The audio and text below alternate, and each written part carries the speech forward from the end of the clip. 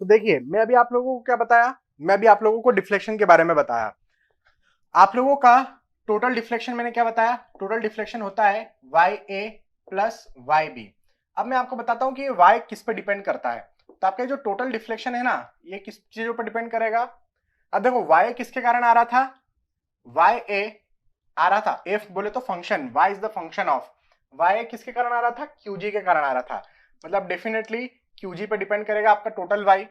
Y भी किस पे आ रहा, किसके कारण आ रहा था, एमजी मोमेंट के कारण आ रहा था। मतलब डेफिनेटली आपका जो टोटल डिफ्लेक्शन है वो कितना मोमेंट लग रहा है उस पर भी डिपेंड करेगा। अब आपके मेंबर की लेंथ कितनी है, डेफिनेटली उस पर डिपेंड करेगा। आप डिफ्लेक्शन किस वैल्यू पर, किस डेप्थ पर जाकर कैलकुलेट कर रहे हैं, उस डेप्थ जेड पर भी डिपेंड करेगा।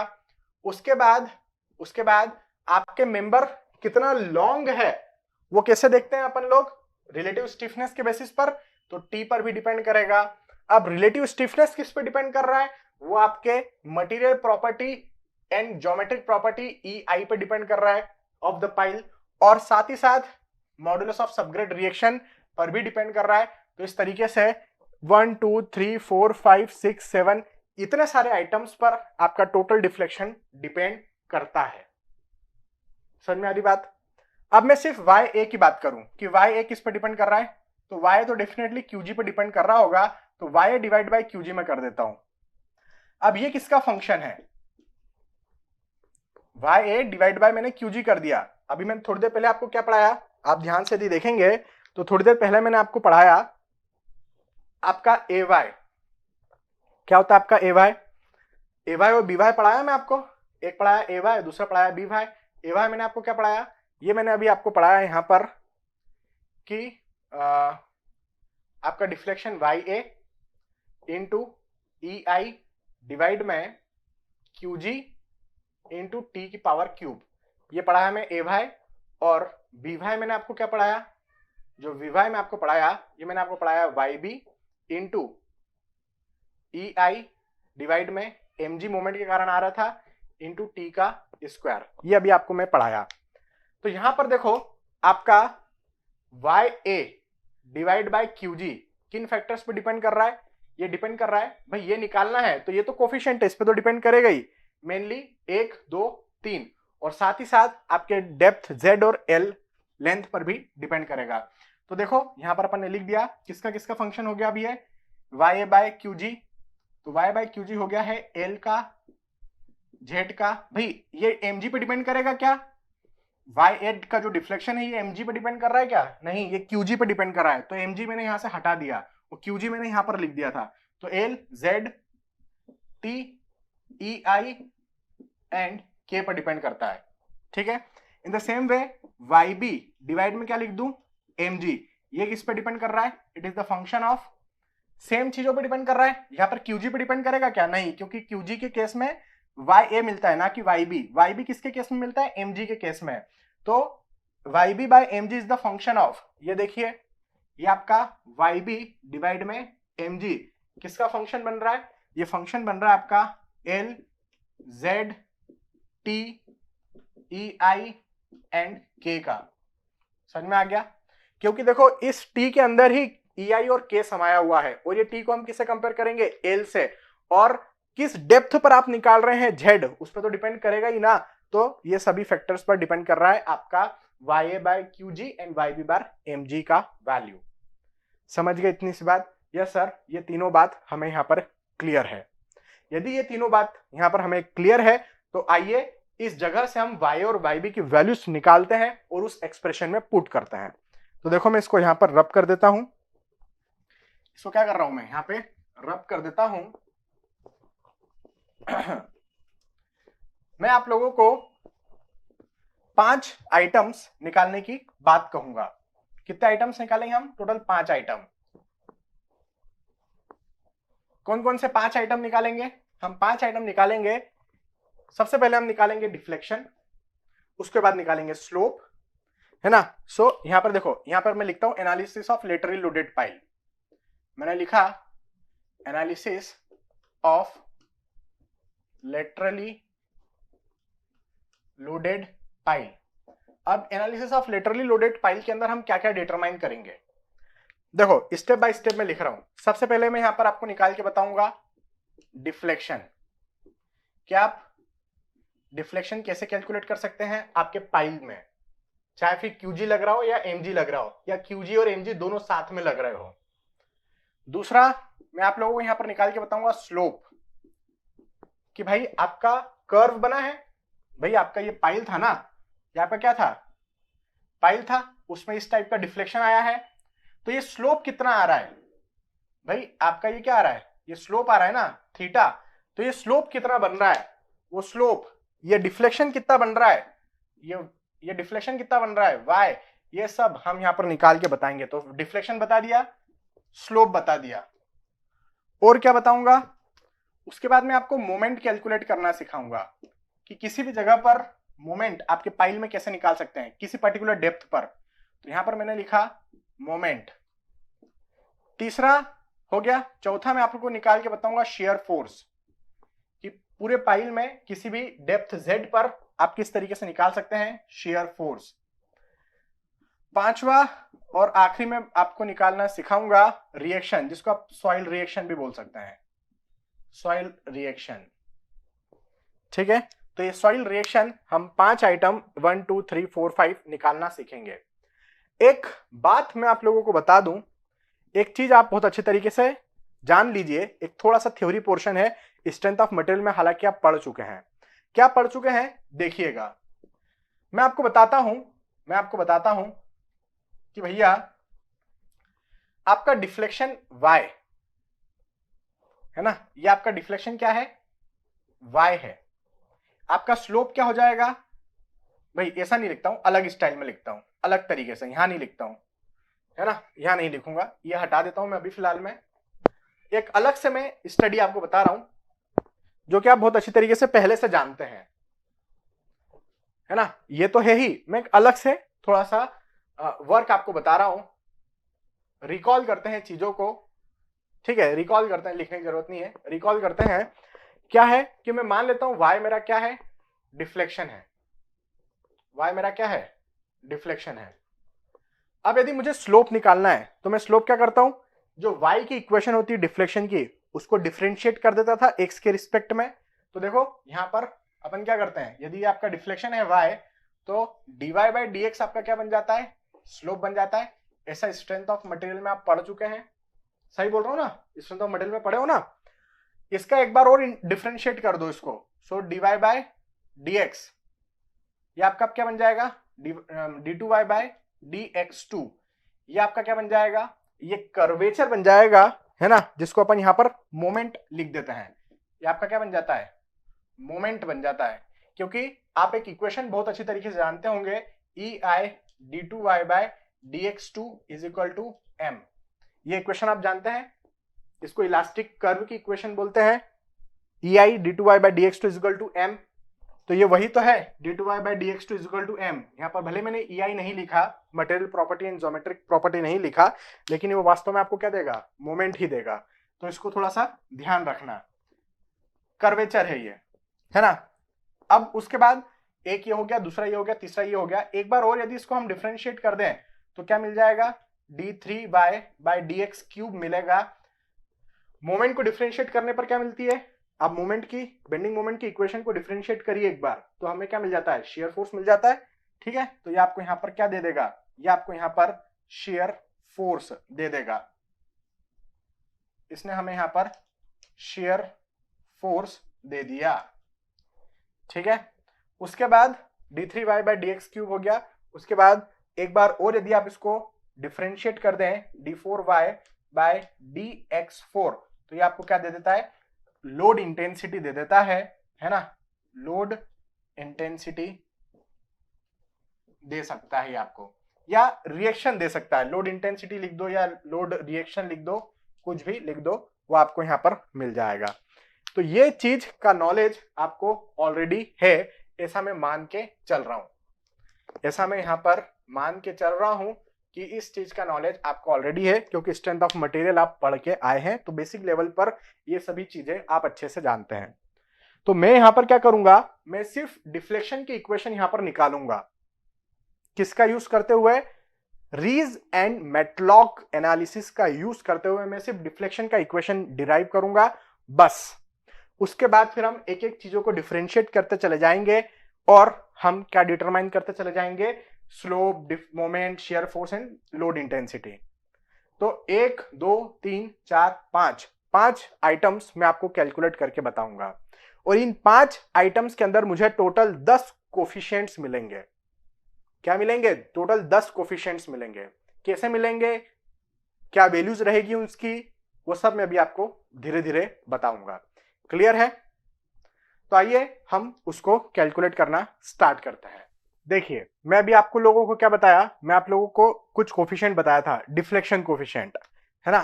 तो देखिए, फ्रॉम डिफ्लेक्शन कोफिशिएंट मैं क्या लिखता हूं, फ्रॉम डिफ्लेक्शन कोफिशिएंट, है ना, फ्रॉम डिफ्लेक्शन कोफिशिएंट्स। आप लोग देखिए, डिफ्लेक्शन कोफिशिएंट्स की मैंने आपको वैल्यूज क्या लिखवाई थी, मैंने आपको डिफ्लेक्शन कोफिशिएंट्स की वैल्यू लिखवाई थी A Y equal to Y A. Y A हमारा डिफ्लेक्शन है, किसके कारण? क्यूजी फोर्स के कारण। तो Y A into E I divide में क्यूजी इंटू टी क्यूब, ये लिखवाया था। और बी वाई का मैंने आपको क्या लिखवाया था, बी वाई मैंने आपको बताया था, ये आ रहा था आपका Y B into E I divide में M G into T square. तो ये दो कोफिशिएंट्स मैंने आपको डिफ्लेक्शन के बताए थे। ठीक है, अब यहां से मैं क्या कर रहा हूं, Y A and Y B की वैल्यू निकाल रहा हूं। मैंने आपको कहा था हम टोटल 5 चीजें कैलकुलेट करेंगे, deflection, slope, moment, shear force and soil reaction. तो 5 में से पहला आइटम मैं यहां पर कैलकुलेट कर रहा हूं और वो है आप लोगों का डिफ्लेक्शन। वो क्या है आप लोगों का? डिफ्लेक्शन। अब ये डिफ्लेक्शन y इक्वल टू क्या हो जाएगा, deflection y will be equal to Y A plus Y B, ये होना चाहिए। मैंने कहा ठीक है भाई, deflection y equal to Y A plus Y B होना चाहिए।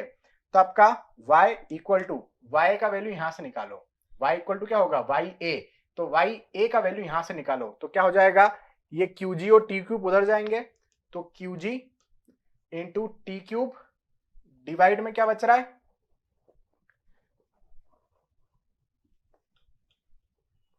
क्यूजी टी क्यूब डिवाइड में हमारे पास आ गया ई आई, और मल्टीप्लाई में हमारे पास क्या बन रहा है, मल्टीप्लाई में आ गया हमारे पास ए वाई प्लस, बराबर लिखा हूं मैं, क्यूजी टी क्यूब डिवाइड में ई आई और मल्टीप्लाई में है ए वाई।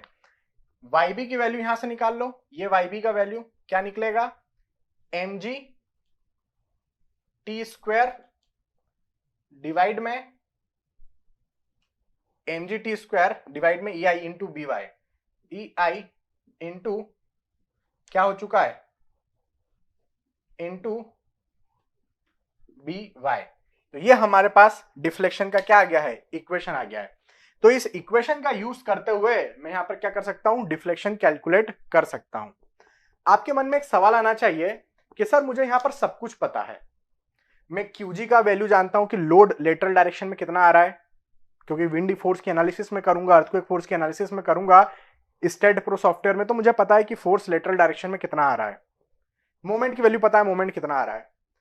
टी आप जानते हैं कैसे निकालते हैं, T will be equal to E I divide में के टू द पावर 1/5। ये पूरा सिस्टम टी निकालने में आ जाएगा, ई आई हमें पता है। हम ये टोटल डिफ्लेक्शन निकाल सकते हैं, सिर्फ मुझे दो वैल्यूज नहीं पता है, कौन कौन सी, A Y and B Y.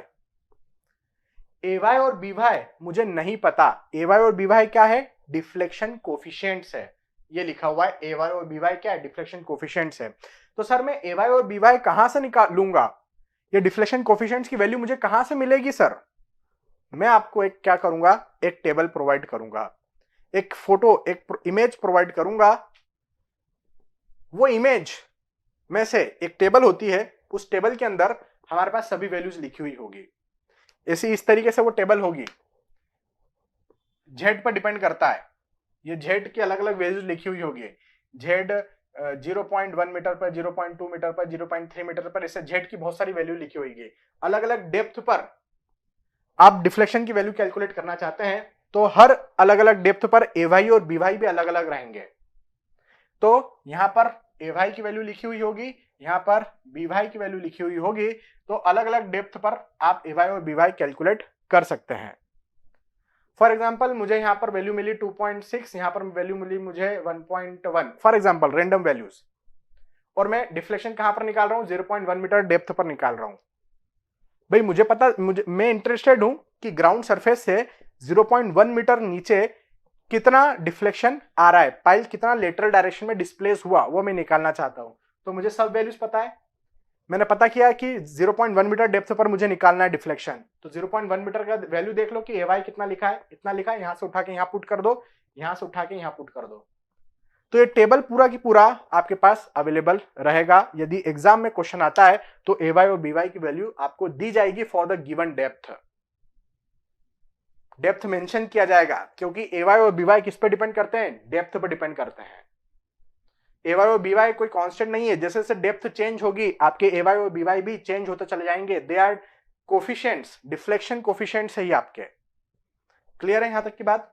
तो ठीक है सर, ए वाई और बी वाई का जो हमें डर था वो डर खत्म हो गया है कि ए वाई और बी वाई के लिए हमें डरना नहीं है, ये हमें डायरेक्टली टेबल से उठाकर वैल्यूज पुट करना है।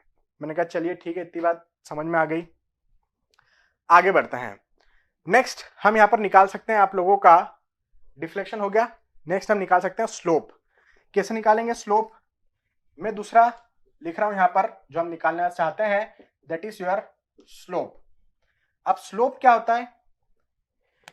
अब स्लोप का अपन एस से डिनोट करेंगे, S will be equal to, देखो जिस तरीके से y equal to Y A plus Y B होता है, वैसे स्लोप इक्वल टू क्या हो जाएगा, S A plus S B हो जाएगा। क्या मतलब होता है एस का? एस का मतलब होता है टोटल स्लोप, और एस ए का मतलब क्यूजी फोर्स के कारण जो स्लोप आएगा, एस बी मतलब एमजी मोमेंट के कारण जो स्लोप आएगा। तो S A is the slope due to QG force and SB is the slope due to mg moment। समझ में आ गई मेरी बात? तो जैसे y equal to Y A plus Y B था, in the same way s is equal to S A plus S B हो जाएगा। ये आपका क्यूजी फोर्स के कारण आ रहा है और ये आपका मोमेंट mg के कारण आ रहा है। अब मैंने आपको स्लोप के लिए क्या बताया था कि स्लोप इक्वल टू क्या होता है, डिफ्लेक्शन का एक बार डिफरेंशिएशन। तो यहां पर किसके रिस्पेक्ट में करते हैं, रिलेटिव स्टिफनेस टी के रिस्पेक्ट में करना है। तो यहां पर देखो इसका डिफरेंशिएशन करूंगा मैं, है ना। तो वैल्यू क्या बनेगी, s will be equal to, क्या बन रहा है देखेंगे जरा ध्यान से, s will be equal to, इसको डिफरेंशिएट किया, देखो qg t क्यूब है, एक पावर डिफरेंशिएट करने में क्या हो जाएगा, एक पावर कम हो जाती है, तो एक पावर कम कर दिया, t स्क्वायर डिवाइड में e i, as it is अपन ने लिख दिया डिवाइड में e i। दिख रहा है आप लोगों को? यस दिख रहा है। तो ये हम लोगों का ये एक टाइप का डिफरेंशिएशन हो गया। आप बोलेंगे एक पावर आगे भी आएगी, हाँ वो सब पावर आगे आके सब बराबर हो जाएगा। जो ए वाई था वो यहां पर क्या बन जाएगा, ए एस बन जाएगा। ये आपका डिफ्लेक्शन कोफिशिएंट था, ये आपका स्लोप कोफिशिएंट है। प्लस इसमें क्या हो जाएगा, इसकी भी एक पावर कम कर दो, एमजी एक पावर कम हुई तो टी बन गया, डिवाइड में आपका ई आई था ही, और ये आप लोगों का बी वाई डिफ्लेक्शन कोफिशिएंट था, उसको क्या बना दो, शेयर कोफिशिएंट बी एस बना दो। बात खत्म हो गई, बात यहां पर खत्म हो गई। तो ये हमने क्या निकाल दिया, स्लोप निकाल दिया। तो कितने, मैंने कहा था टोटल मुझे 10 कोफिशिएंट मिलेंगे, 4 कोफिशिएंट तो मिल गए, 1 2 3 4। ए वाई और बी वाई को अपन क्या बोलते हैं, डिफ्लेक्शन कोफिशिएंट्स बोलेंगे। एस और बीएस को अपन क्या बोलेंगे, शेयर कोफिशिएंट्स, क्योंकि शेयर फोर्स सॉरी स्लोप के लिए कोफिशिएंट्स बोलेंगे एस और बीएस को। ठीक है, आगे बढ़ते हैं, है ना, 2 चीजें हो गई, आगे बढ़े। अच्छा इनकी वैल्यूज कहां मिलेगी सर, एस और बीएस की टेबल में। जैसे कि इसके लिए बना हुआ था टेबल, जेड के लिए ए वाई और बी वाई के लिए जैसा टेबल था, वहीं पर एक बहुत बड़ा टेबल है, उसके अंदर एस और बीएस का भी लिखा होगा। तो जेड की अलग अलग वैल्यूज लिखी हुई होगी, यहाँ पर एस की अलग अलग वैल्यूज लिखी होगी, एंड बीएस की भी अलग अलग वैल्यूज यहाँ पर लिखी हुई होगी। तो आप वहां से पिक कर सकते हैं डायरेक्टली वैल्यूज को, और बाकी सभी अदर वैल्यूज आपको दी जाएगी, आपको पता होगी, निकाल सकते हैं आप लोग। क्लियर यहां तक की बात? यस सर क्लियर है। थर्ड आइटम जो हम यहाँ पर निकालने में इंटरेस्टेड थे, डिफ्लेक्शन हो गया, स्लोप हो गया। आइए मूवमेंट की बात करते हैं।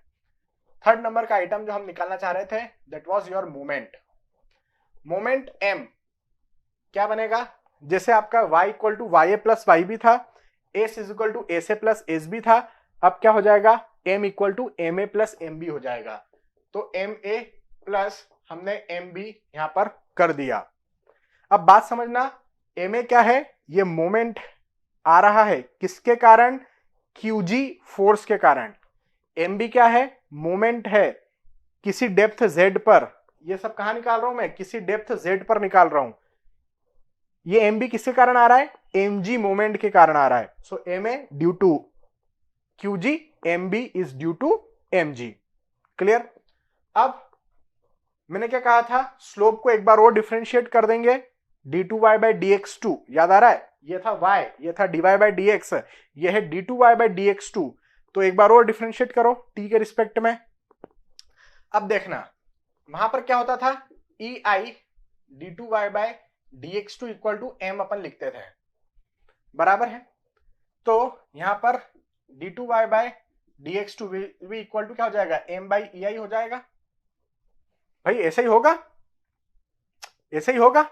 अब ये d2y बाई dx2 की वैल्यू आप यहां से डिफरेंशिएट करके निकालो। जैसे इसका अपन ने डिफरेंशिएट किया, अपन ने इसको डिफरेंशिएट किया, या तो ei को अपन रहने दो, ei इधर ही रहने दो, ei इधर ही है। अभी d2y बाई dx2, एक बार इसको, इस वाले वैल्यू को देखो, केवल इसको डिफरेंशिएट करूं यदि मैं, तो क्या मिलेगा, ei ऑलरेडी इधर लिखा हुआ है, यहां पर इसका क्या हो जाएगा, QG, एक पावर कम कर दो, बस एक पावर कम कर दिया तो t बचा, डिवाइड में क्या है, ei है, और यहां पर क्या था, as था, शेयर स्लोप कोफिशिएंट था ये आपका, वहां पर आपका मोमेंट कोफिशिएंट आ जाएगा, तो am लिख दो। जैसे यहां पर a वाई था, as हुआ, वैसे अपन यहां पर am लिख देंगे। अब देखिए ये ei से ये ei कैंसिल हो गया होगा, तो आपको बस बचा क्या होगा, आपके पास बचा होगा QG इंटू टी, और बाहर में बचा am। यह है आपका मोमेंट कोफिशिएंट। ऐसे ही MB की भी वैल्यू निकाल सकते हैं क्या इस वाले को करो, डिफरेंशिएट करो, तो t की पावर 1 है तो t की पावर 0 हो जाएगी, एक पावर कम करेंगे तो यहां से हमें ये वैल्यूज देख रहे हैं, d2y बाई dx2, ei अपन ने ये लिखा, d2y बाई dx2, यहां पर t के रिस्पेक्ट में करो तो t यहां से गायब हो जाएगा, बचा क्या अपने पास, mg, डिवाइड में ei बचा, और मल्टीप्लाई में bs है, तो वो क्या बन जाएगा, bm बन जाएगा।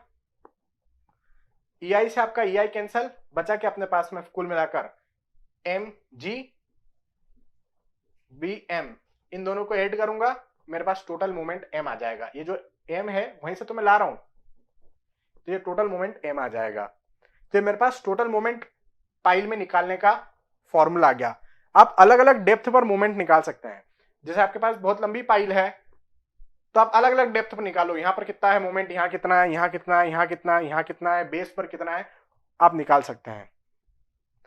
तो वो सब कैसे निकालोगे, अलग अलग वैल्यूज ऑफ डेप्थ के, जैसे यहां से आपने 3 मीटर नीचे डिसाइड किया कि z इक्वल टू 3 मीटर पर निकालो, तो हमारे पास टेबल है बकायदा z की, 1 मीटर, 2 मीटर, 3 मीटर, तो 3 मीटर पर देख लो, आपके पास 3 मीटर पर am और bm की वैल्यूज लिखी हुई होगी, तो आप देख लो कि am और bm 3 मीटर पर कितने आ रहे हैं, वो दोनों am और bm उठाओ, इस जगह पर पुट करो, मोमेंट निकाल दो, आगे आपका 3 मीटर डेप्थ पर मोमेंट का वैल्यू पाइल के अंदर।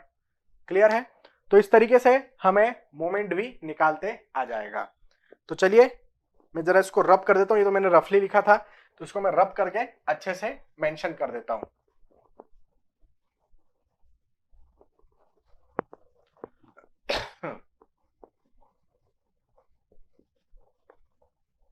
मैं इसको जरा अच्छे से मेंशन कर देता हूं। Moment equal to m equal to M A plus M B होता है। तो इसके अंदर मैंने यहां पर क्या लिखा, मैंने यहां पर लिखा m इक्वल टू, यहां पर हमने इसको डिफरेंशिएट किया होगा तो वैल्यू क्या मिल गई, QG, एक पावर t की कम हो गई, एक पावर t की कम हो गई, और इसके साथ में as को अपन ने क्या लिख दिया, am लिख दिया, प्लस यहां पर इसको डिफरेंशिएट किया होगा, ei गायब हो जाएगा भाई, दोनों जगह से EI गायब हो गया। कैसे हो गया वो मैं आपको बता चुका हूं, क्योंकि d2y बाई dx2 की वैल्यू हम निकाल रहे हैं, इसके साथ में EI का मल्टीप्लाई करो तब जाके आपको m मिलता है। तो प्लस किया हमने यहां पर mg, यहां से t एक पावर कम करी तो t तो गायब ही हो गया, EI है ही नहीं ऑलरेडी, तो यहां पर आपके पास b क्या हो जाएगा, मोमेंट कोफिशिएंट bm, तो am हो गया, bm हमारे पास हो गया, am bm। तो हमारे पास मोमेंट की क्या आ चुकी है, इक्वेशन आ चुकी है। क्लियर है इतनी बात? यस सर क्लियर है। ये हमारे पास क्या है, यहां तक की बात क्लियर है। तो आप चाहें तो इसको मैं ऐसा बता देता हूं कि this is what we have y का equation, deflection, this is your shear force का equation, sorry not shear force, बार बार शेयर फोर्स याद आ रहा है, स्लोप है ये, deflection slope, and this is what we have the moment का इक्वेशन। क्लियर है? यहां तक की तीनों बातें क्लियर हो गई? यस सर इतनी बातें क्लियर है। आगे बढ़ते हैं। अच्छा ये बात याद रखना, ये ऐसा क्यों हो गया ये याद रखना है, यहां से EI कैसे हट गया है ना, नोट करके मैं लिख देता हूं, याद रहेगा आप लोगों को, नोट EI कैसे हट गया, क्योंकि हमारा EI into d2y by dx2 equal to m होता है, इस कारण से EI हट गया। आपका m कैसे निकलता है, आपका जो भी एक बार आप स्लोप यहां से निकालेंगे, स्लोप को एक बार डिफरेंशिएट करेंगे आप, उसके अंदर EI से मल्टीप्लाई करना, तब जाके आपको मोमेंट मिलेगा। तो यहां से मैंने जैसे ही इसको डिफरेंशिएट किया, उसमें मैंने EI का मल्टीप्लाई किया, तो EI मल्टीप्लाई में भी है, EI डिवाइड में भी है, इसलिए मोमेंट में मुझे EI की वैल्यू नहीं मिलेगी। क्लियर है? चलिए आगे बढ़ते हैं अपन। मोमेंट हो गया।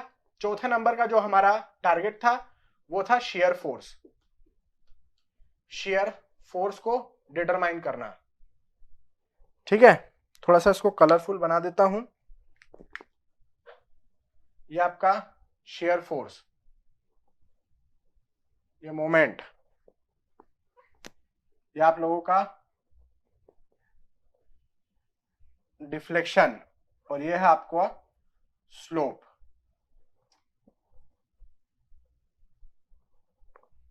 ठीक है, अब ठीक है, तो हमने शेयर फोर्स की बात की। शेयर फोर्स क्या लिखेंगे, शेयर फोर्स जैसे आपका m equal to M A plus M B हुआ, वैसे आपका shear force v equal to क्या हो जाएगा, V A plus V B हो जाएगा, एकदम आसान।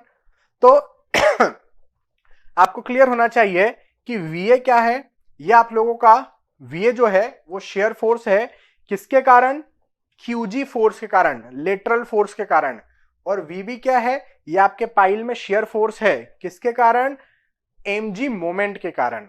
ठीक है, तो ये आपका, और इन दोनों को हमने क्या किया, सुपर इंपोज किया, सुपर पोजिशन मेथड लगाई, दोनों को ऐड किया, तो हमारे पास यहां पर क्या आ गया है, फाइनल शेयर फोर्स आ गया है। ठीक है, तो ये हमारे पास फाइनल शेयर फोर्स आ गया। कैसे निकालोगे, तो ये जो इक्वेशन आपको मिली है मोमेंट की, इसको एक बार और डिफरेंशिएट कर दो। मैंने कहा ठीक है साहब, तो हमने क्या किया, यहां पर shear force V equal to, देखिएगा क्या लिख रहा हूं, यहां से हम हमेशा डिफरेंशिएशन में क्या करते हैं, एक पावर कम कर देते हैं, तो t के रिस्पेक्ट में देखते हैं, तो एक पावर इसकी गई, तो बचा क्या हमारे पास, सिर्फ QG बचा, तो QG इंटू A है, AM था मोमेंट कोफिशिएंट, तो यहां पर अब मैं क्या लिख दूं, AV लिख दूं, AV क्या हो जाएगा, शेयर फोर्स कोफिशिएंट, प्लस यहां पर है ही नहीं, मतलब यहां पर t की पावर कितनी है, यहां पर t है ही नहीं, मतलब t की पावर कितनी है, 0, तो 0 के एक पावर और कम करो तो कितना हो जाएगा, t की -1 हो गया। भाई t 0 था इस जगह पर, t 0 मतलब 1, इसको एक पावर और कम करेंगे तो t -1 हो जाएगा, तो यहां पर आपका क्या बन जाएगा, mg, और t की पावर में -1, मतलब क्या हो गया, mg डिवाइड बाय t, ऐसा हो गया क्या, भाई एक पावर कम करना है तो पावर t-1 कर दिया, t-1 मतलब 1/t ही होता है, वो मैंने यहां पर लिख दिया। तो इस तरीके से इसको याद रख सकते हैं। हालांकि ऐसा होता नहीं, आप t के रिस्पेक्ट में इसको डिफरेंशिएट करोगे तो वैल्यू 0 हो जाएगी, लेकिन ये मैं सिर्फ तरीका आपको बता रहा हूं कि इस तरीके से आप याद रख सकते हैं कि एक एक पावर आपको कम करते जाना है। तो mg/t यहां पर हमने लिखा और ये आपका क्या बन जाएगा, आपका शेयर फोर्स का कोफिशिएंट bv बन जाएगा। तो यहां पर हमारे पास शेयर फोर्स कोफिशिएंट क्या क्या आ गए, av और bv आ गए। समझ में आ गई मेरी इतनी सी बात? यस सर, यहां तक की पूरी बात हम लोगों को क्या है, पूर्ण रूप से अच्छे से समझ में आ चुका है। अब मेरी बात को ध्यान से सुनिएगा आप लोग। मैंने कहा था मेरे पास टोटल 10 कोफिशिएंट्स मिलेंगे जो कि किस पे डिपेंड कर रहे हैं, सबके सब डेप्थ z पर डिपेंड करेंगे। आप अलग अलग डेप्थ z की बात करेंगे तो आपको अलग अलग वैल्यूज मिलेगी। तो देखो कितने कोफिशिएंट की बात अभी अपन ने कर ली, 1 2 3 4 5 6 7 8 कोफिशिएंट्स मैं आपको बता दिया हूं, 2 कोफिशिएंट्स बताना और बाकी है। ये इन दोनों को अपन क्या बोलेंगे, डिफ्लेक्शन कोफिशिएंट। इन दोनों को अपन क्या बोलेंगे, स्लोप कोफिशिएंट। इन दोनों को अपन क्या बोलेंगे, bending moment coefficients.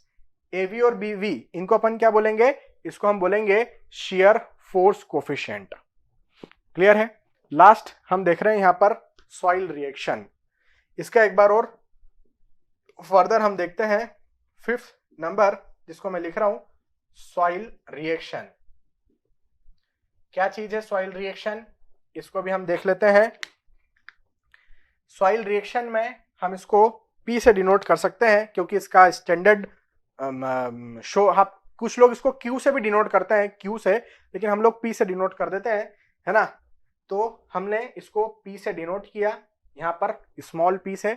Small p will be equal to क्या हो जाएगा, जैसे v इक्वल टू va प्लस vb हुआ, वैसे p इक्वल टू क्या हो जाएगा, pa प्लस आपका pb हो जाएगा। pa प्लस क्या हो जाएगा, pb हो जाएगा। समझ में आ गई बात?